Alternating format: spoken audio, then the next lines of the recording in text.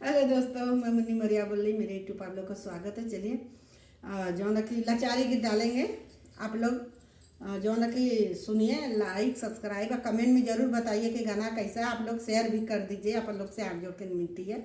चलिए सुना रही हूँ। गुलशन मेरा हल जाई दूनों जने, गुलशन मेरा हल जाई दूनों जने, गुलशन मेरा हल जाई दूनों जने, गुलशन मेरा हल जाई दूनों जने।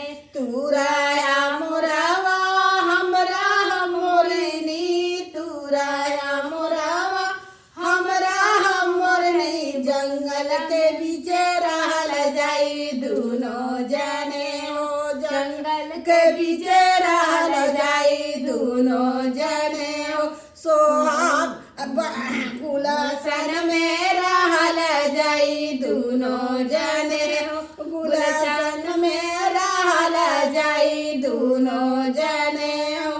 तुराया सियारा हमरा हसियरी, तुराया सियारा हमरा हसियरी, उखिया में बोलल जाई दूनों जने हो, उखिया में बोलल जाई दूनों जने हो। सोहाग में रहल जाई दूनों जने हो, गुलशन में रहल जाई दूनों जने हो।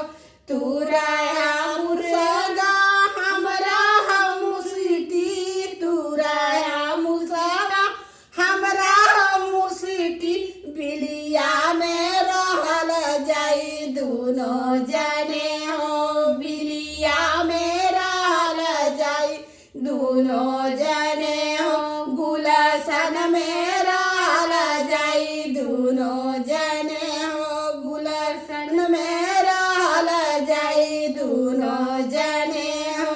तुराया मुर्गा हमरा मुर्गी, तुराया मुर्गा हमरा मुर्गी, भोरावा में बोलल जाई दूनों जने हो, भोरावा में बोलल जाई दूनों जने हो।